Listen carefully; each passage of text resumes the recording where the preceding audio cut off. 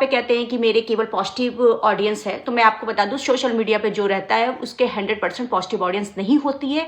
बस वो क्या करता है, वो बैठता है, निगेटिव कमेंट को डिलीट कर देता है या ब्लॉक मार देता है, बस बात खत्म। तो वो एक डंके की चोट पे कहता है मेरी तो पॉजिटिव ऑडियंस। अगर सोशल मीडिया पे आप हो तो आपको पॉजिटिव और निगेटिव दोनों चीज झेलनी पड़ेगी। पहले जब सचिन की हमारी फाइट हुई थी तो उस समय मनीषा ने कुछ नहीं बोला था। कौन कह रहा है?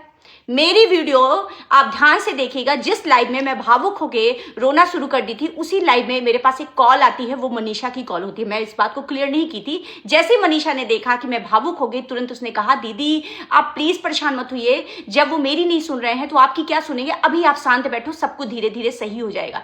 कि मनीषा ने दो लाइव में मेरे बारे में बोला था कि सृष्टि दीदी सही है, कि सृष्टि दीदी की कोई गलती नहीं, इनको पता नहीं क्या हुआ है। मतलब उसने 2 लाइव और 1 ब्लॉग, तो कहीं पे भी मनीषा ने मेरे प्रति मेरे अगेंस्ट कहीं वीडियो बनाई है या मेरे अगेंस्ट वो मेरे फेवर में कहीं नहीं बोली, ऐसा कहीं नहीं है। हर जगह मनीषा मेरे फेवर में ही बोली है। प्रिंस भाई हैं, प्रिंस भाई ने पूरी ब्लॉग एक बनाई थी मेरे ऊपर और उस ब्लॉग में पूरी तरीके से क्लियर किया था कि सृष्टि दीदी मेरी फैमिली के सदस्य की तरह है और जो भी कुछ हुआ है सृष्टि दीदी के साथ गलत हुआ और हम लोग सृष्टि दीदी को बहुत मानते हैं। आप जाके वो वाली ब्लॉग भी देख लीजिएगा। तुम्हारे वजह से झगड़ा चल रही है ना? लड़ क्यों रही हो? तुमसे लड़े ना यार। मनीषा इन सब नहीं बोलेंगे।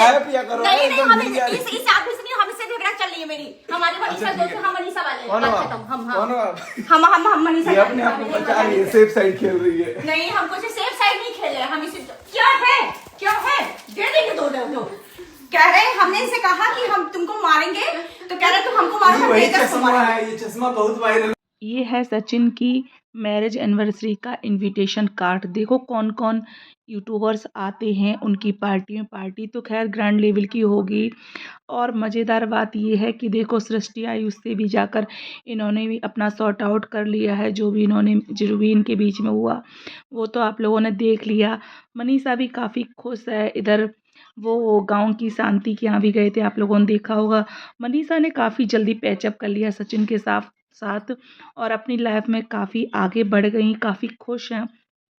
बस अब देखना ये है कि इनके यहाँ फिर से एक नई कंट्रोवर्सी चालू ना हो जाए, क्योंकि जहाँ क्रिएटर्स इकट्ठे होंगे और वहाँ कंट्रोवर्सी ना हो, ऐसा तो हो ही नहीं सकता। कितनी भी अच्छी व्यवस्थाएं हो जाती हैं फिर भी कहीं ना कहीं कुछ ना कुछ निकल के आ जाता है। बट ये है कि अब इनकी जो फेवरेट बहन जी थी वो तो खैर नहीं आएंगी और मेरे ख्याल से देखो कौन कौन से यूट्यूबर्स आते हैं, जैसे कि भोपाल की बहू नीतू हो गई, वो भी नहीं आएंगी जहाँ तक हम लोगों का मानना है। और सरिता जेठू हो गए, शायद वो भी नहीं आएंगे। और कुछ लोग, कुछ ऐसे क्रिएटर्स हैं जैसे कि निक्कू सुमित हैं, क्योंकि अभी निक्कू सुमित ने इतना ग्रैंड सेलिब्रेशन रखा था, उनको नहीं बुलाया।